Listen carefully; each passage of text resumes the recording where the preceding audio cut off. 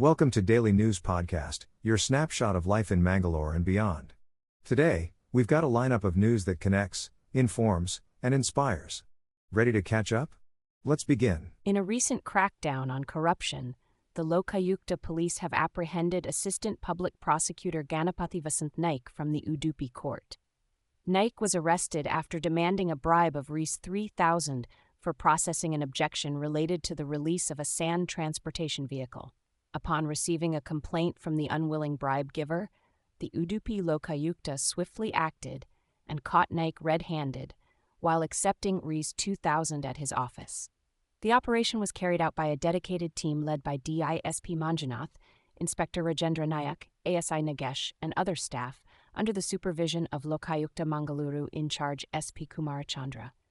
A significant step towards curbing corruption in the region. In a tragic turn of events, in Shirva, Kolabetu, an elderly woman named Indira Mulia, 74, passed away in a hospital after slipping into a coma due to the shock of her son's demise. Her son, Ramesh Mulia, 51, lost his life in a bike-car collision while en route to Pambur from BC Road on March 23rd. Despite efforts, Ramesh succumbed to his injuries on March 24th at KMC Hospital. Sadly, the news of her son's death proved to be too much for Indira, leading to her being hospitalized in a comatose state before her eventual demise on Wednesday. Ramesh leaves behind his wife and 3 daughters, with the double tragedy leaving the family and community reeling in sorrow. Get ready for some changes, folks. Toll rates in our state are set to increase by 3 to 5% starting April 1st. This adjustment is part of an annual exercise linked to inflation.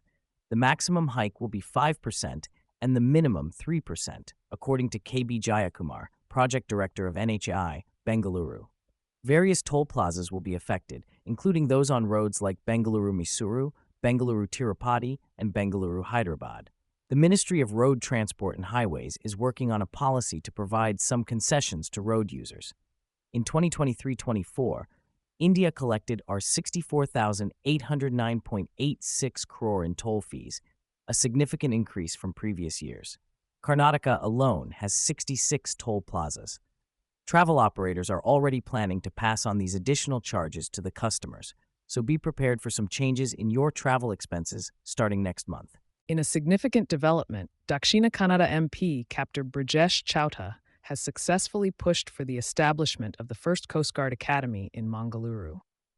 After meeting with Defense Ministry Secretary Rajesh Kumar Singh in New Delhi, the MP urged for expediting administrative approval for this project.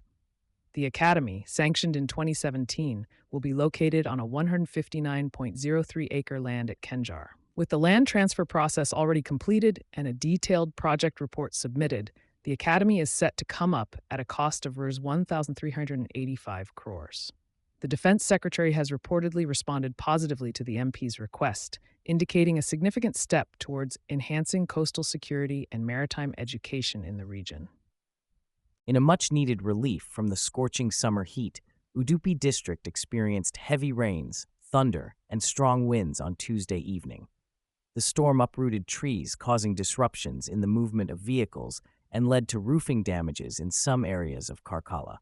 The Weather Department has issued a warning predicting more rain, thunder, and lightning in parts of Dakshina Kannada, Udupi, and Uttara Kannada districts over the next 2 days. Stay safe and take necessary precautions as the weather continues to be unpredictable. In Vittal, a BJP leader from Manila has been charged under POCSO for sexually abusing a minor girl. The case also involves allegations of atrocities against Dalits. The accused allegedly misbehaved with the 16-year-old victim and used vulgar language against her. Reports indicate that the accused is currently on the run. In tragic news from Kadaba, a 2.5-year-old child, Rudra Pratap Singh, lost his life in his sleep at Mala. The child, son of Raja Singh and Divyanshi Singh from Uttar Pradesh, was found unresponsive after a nap following lunch. Rushed to the hospital by his parents who worked on a plantation in Konaji Mala, the doctors declared him dead. The cause of death is suspected to be due to food obstructing his airway or an underlying illness. The grieving mother, in her statement to the Uppanangadi police, expressed no prior concerns about her son's health. Our thoughts are with the Singh family during this difficult time. In Karkala, the police have nabbed a 24-year-old man from Bindor for allegedly breaking into educational institutions and stealing cash and valuables. The accused, identified as Archith Avinash Dodre, was caught near St. Lawrence High School in Niti. He has admitted to multiple thefts, including stealing cash and CCTV cameras from schools in Belman and Hergana. The police recovered stolen items worth 3 lakh and have placed the accused in judicial custody for 14 days. A police team led by Karkala Circle Inspector Dr. Manjapa conducted the operation with the help of other officers from Udupi district. The accused used a car and other materials for committing the crimes. In a recent development, the Vice-Chancellor of Mangalore University, P.L. Dharma, has emphasized the importance of having only postgraduates in political science and law teach Indian Constitution, constitutional values subjects in colleges.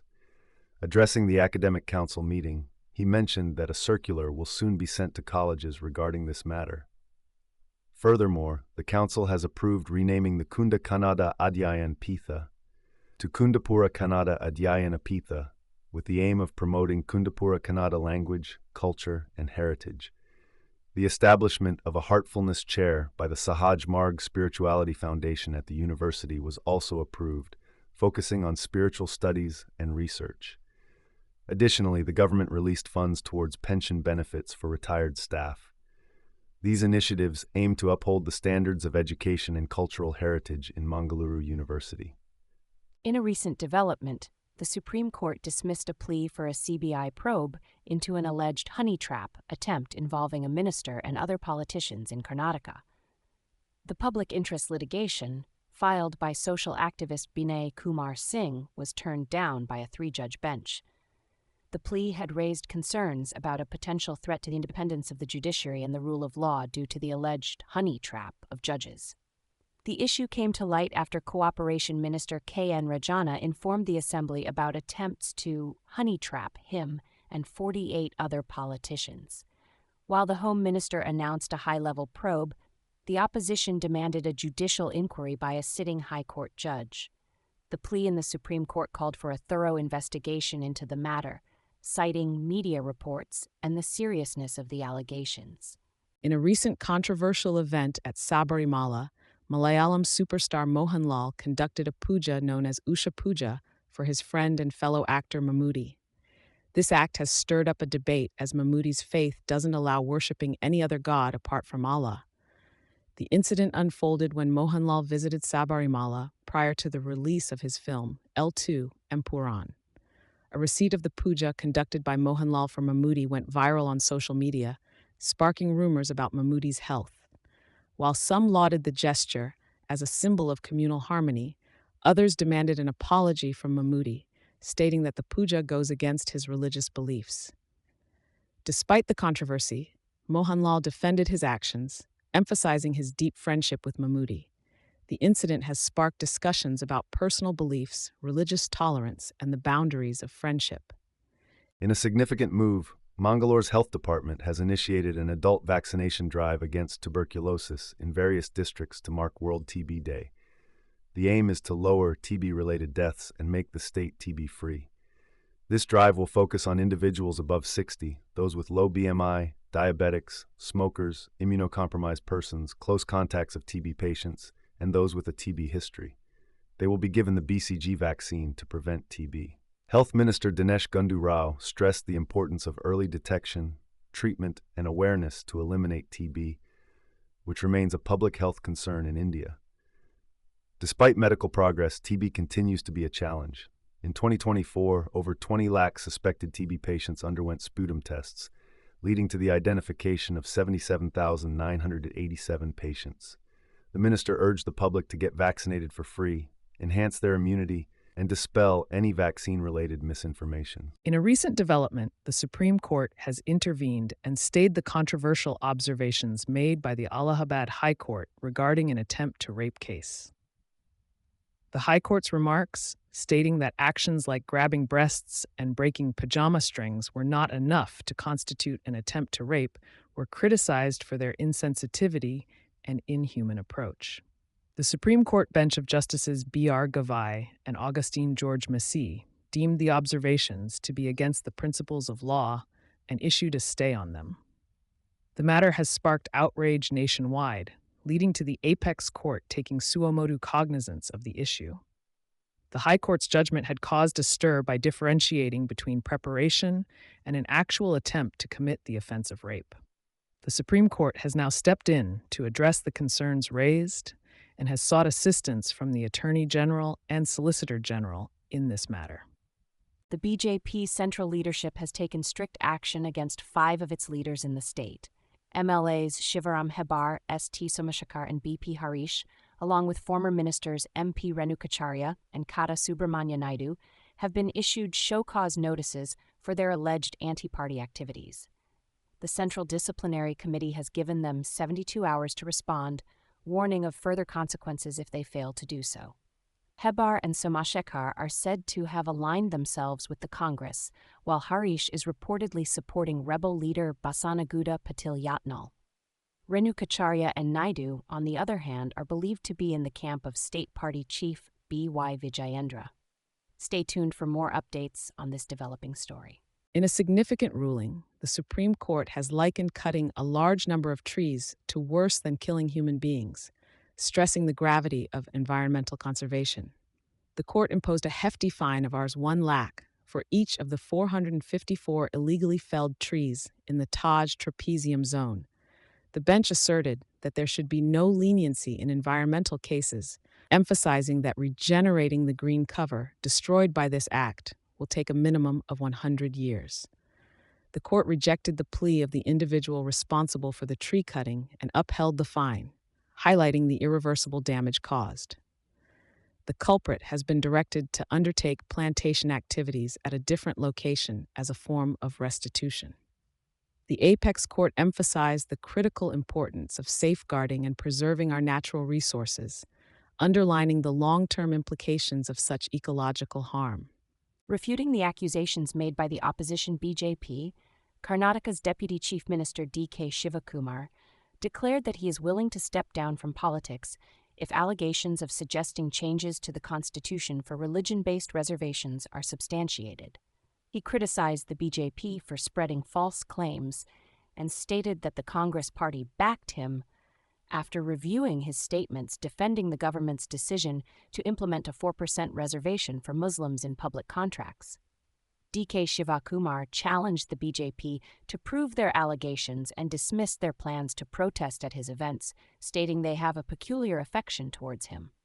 He urged the media and political observers to watch his complete interview, calling the BJP's claims baseless and an attempt to detract from important issues. Emphasizing the Congress's commitment to upholding the Constitution, he accused the BJP of trying to divert attention. Regarding phone tapping allegations, he referenced past incidents and called for the release of CBI reports on those matters. Finally, D.K. Shivakumar assured a thorough investigation into the alleged honey trap case involving Cooperation Minister K.N. Rajana.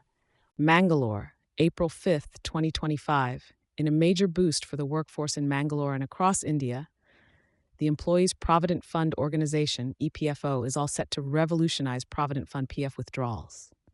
The EPFO is introducing a new system where members can easily withdraw funds using Unified Payments Interface, UPI, and ATM facilities. This initiative, approved by the Labor and Employment Ministry, aims to enhance financial access and flexibility for PF members.